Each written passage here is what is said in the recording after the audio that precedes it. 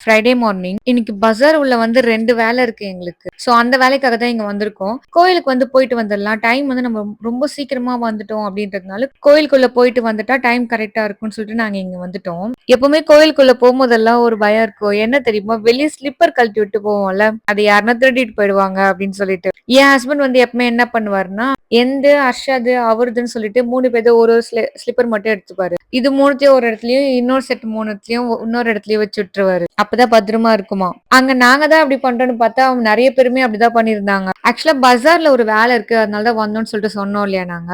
அது வந்து என்ன ஆக்சுவலா அப்படின்னா, என்து வந்து கம்பல் வந்து உடைஞ்சு போச்சு.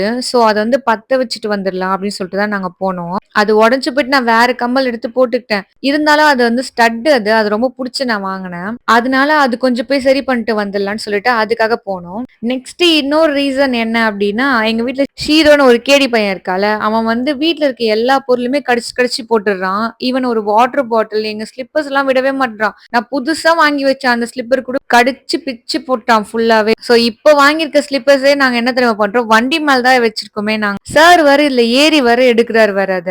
அர்ஷாவ லாஸ்ட் மந்த் தானே நாங்க ஸ்கூல்லே ஜாயின் பண்ணி விட்டோம். அந்த 1 மந்த் ஷூவையே எடுத்து கடிச்சு போட்டுட்டாங்க இவன். சோ அதுவும் வந்து ஸ்டிச் பண்ணிட்டு வந்துடலாம்னு சொல்லிட்டு தான் கொண்டு வந்தோம்.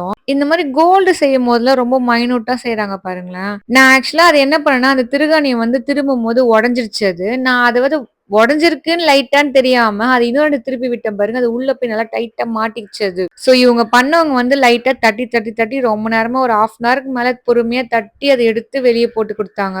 அப்புறம் ஹர்ஷாவோட ஷூவையும் தெச்சுட்டு, ஃப்ரூட்ஸ் மட்டும் கொஞ்சம் வாங்கிட்டு வீட்டுக்கு கிளம்பிட்டோம் நாங்க. நல்ல வேளை மழை இல்ல. ஆனா மழை வர மாரி தான் இருந்துச்சு.